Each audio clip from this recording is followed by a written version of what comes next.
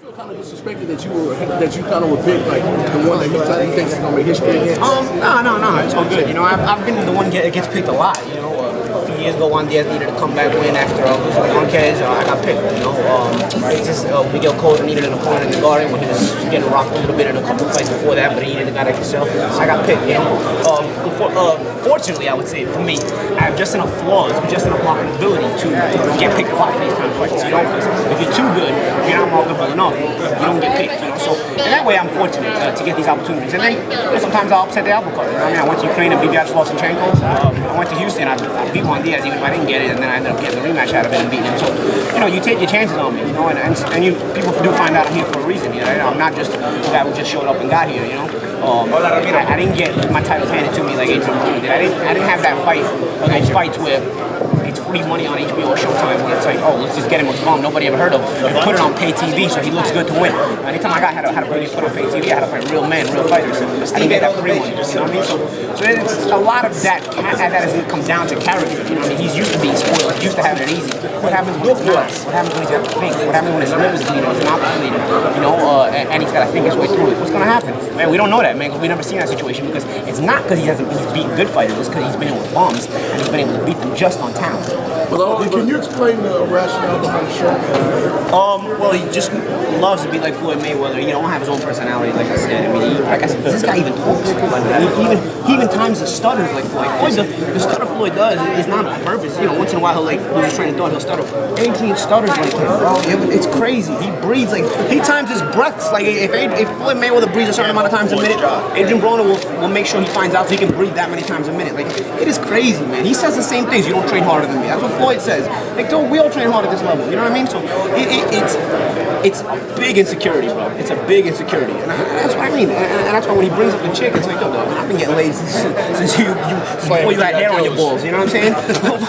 Come with that shit to me, bro. You know what I mean? Well, tell me, he's smaller than you. Do you think it's going to be an advantage on size things? All the people that you had that you could have fought, he was the smallest one. You think that's a benefit? Yeah, you know, it's funny because I thought it was the easiest fight they offered me. I really did. You know, I mean, I didn't get officially offered the other fights, but a lot of names were brought around. You know, Andre Berto, Marcos Magana, obviously Shane Mosley. You know, my mandatory Diego Chavez, who's unknown, but he seems to be a good puncher and a natural welterweight. You know. So I thought all those guys were physically dangerous, you know, physically like, you know, it's gonna push me, and I'm just got to the welterweight division a few years back, so you know, these are fights that are gonna push me, and then you give me this ex-junior lightweight who 12 months ago was training for Vicente Escobedo at 130 pounds, and he could offer me more money than all the other fights. I mean, it was a no-brainer. For me, it was the easiest fight, and at first I thought it was kidding. I'm like, they kidding, right? They offer me more money than the other fights for this? Yeah, let's do it. Did you see any positives in him when he fought junior lightweight and lightweight? I mean, yeah, he does some things well. He does some things well. What can you be complimentary about? You know, he's got some good speed. His sense of timing is good to a degree, you know. But I do think his power is overrated. I do think a lot of what he does is overrated. As a matter of fact, don't be surprised if I stand in front of him at times too. Because honestly, I don't have to respect his power like I have to respect other people's power. I don't think it's there like it looks like it's there. So he's got to understand what he's been doing. He's not only has he been fighting lesser opposition as far as talent is concerned, he's been fighting smaller guys that came up in weight even when he was at the lower weight class. For example, he was fighting 130 pounds. He fought Ponce de Leon at 130 pounds. Ponce was a 426 to 130. And he went to 35, and he's fighting former 30 pounders at 135. You know what I mean?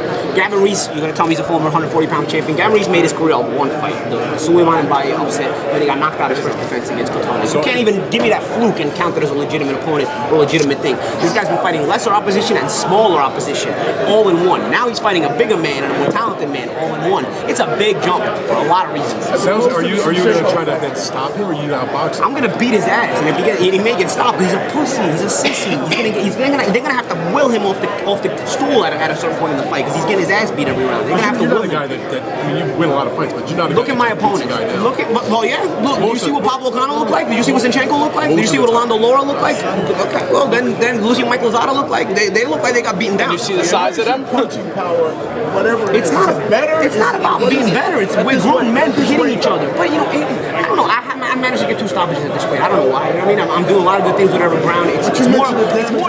But it's, you know what? It's more consistency. Like we're putting together a better combination. We're attacking more.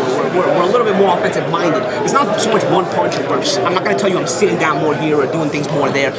We're just focusing on consistency with Eric, man. Eric is a trainer who wants consistency every single round. He wants the same way every single round from 1 to 12. He wants that consistency. So when you do that and you're better than your opponent, you start beating him up every round. Eventually, he's gonna look like he went through a windmill or a meat cleaver at a certain point. You know? Does he face the jab like yours? He doesn't face the jab. He doesn't face speed. He doesn't face anybody that can time him. He doesn't face anybody that didn't go down when he hit them. You know, let's start out with that right there. You know what I mean? He's gonna hit me. I'm gonna hit him right back instead of hitting me and running for my life or going down. You know what I mean? I can fight going forward. I can fight going backwards. We'll see. We'll see what he does. Paulie, regarding the statements regarding this girl, if you could clarify something so that it doesn't get misinterpreted about him saying something about you hitting this girl. Just clarification regarding that. Oh, as far as hitting it, no, that was just bedroom romps and sex. You know what I mean? Okay. I'm a pleaser. All right. I just want to make sure nobody mischaracterizes. You know. I didn't hit it with any left hooks. That was just like, but I gotta to clear it up. I'm a pleaser in the bedroom. If that's what you like, hey man, you know, she liked it. What am I gonna say? I'm not. Who am I to deny her what she liked? You know what I'm saying? When you were facing off with him, there was some banter. What were you guys telling each other?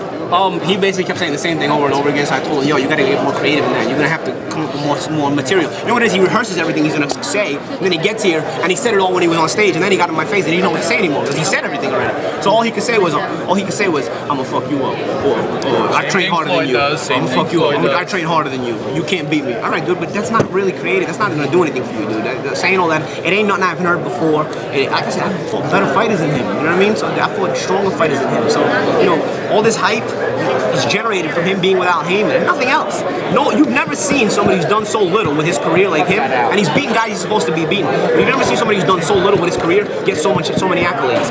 There's guys that win all the time and they get criticized. You know what I mean? Like people criticize Gennady Golovkin and he's actually a killer. You know what I mean? This guy hasn't done any of that. You know what I'm saying? Like he's beating guys that he beat the guy that delivered the food here today. You know what I mean? Like that was one of his title defenses. You know what I mean? So come on.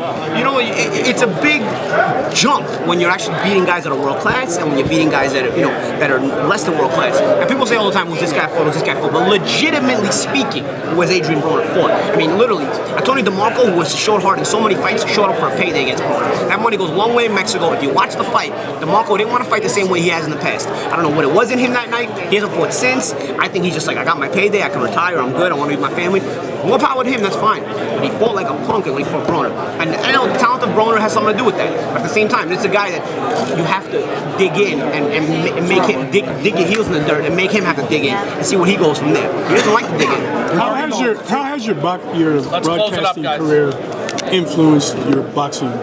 I get recognized more. Yeah, of course it makes me a student of the game, but I think they complement each other. You know, I have to be a student of the game to be a fighter, and I have to be a student of the game to be a broadcaster. So I think they complement each other. You know, so it's a situation where it goes hand in hand. I think I'm a good fit for it. I talk a lot to begin with. Now whoever knew I could get paid to talk a lot. You know, so it was good. You know.